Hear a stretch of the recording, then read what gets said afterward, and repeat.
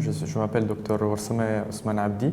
Je suis médecin endocrinologue diabétologue à la Caisse nationale de sécurité sociale.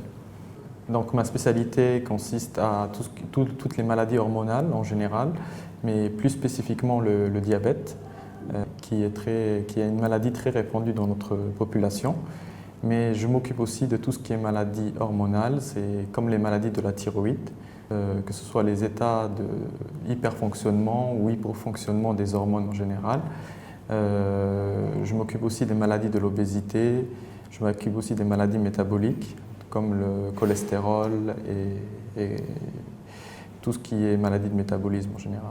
La plupart de mes consultations actuellement, c'est des malades diabétiques et tout, et j'essaie de les prendre en charge en collaboration avec mes collègues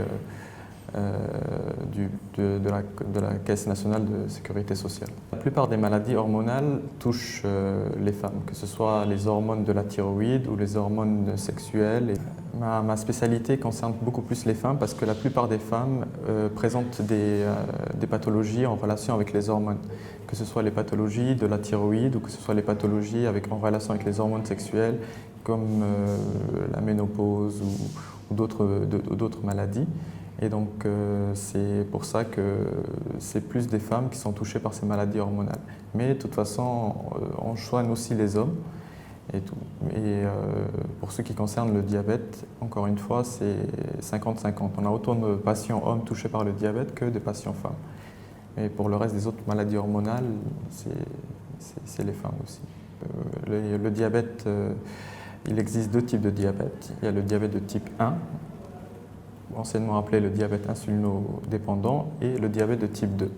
Le diabète de type 2, commençons par lui, c'est le plus fréquent. C'est celui qui touche le sujet âgé au-delà de 45 ans ou plus, dont les membres de la famille sont connus diabétiques.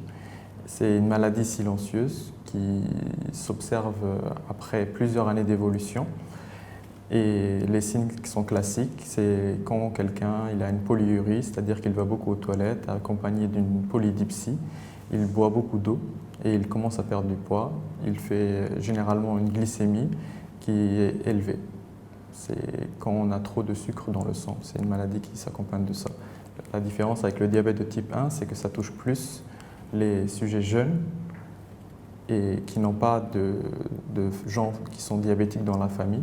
Et eux, ils ont besoin directement d'insuline et c'est plus grave qu'eux parce qu'on les emmène, ils peuvent être amenés à des complications comme le coma acidocétosique.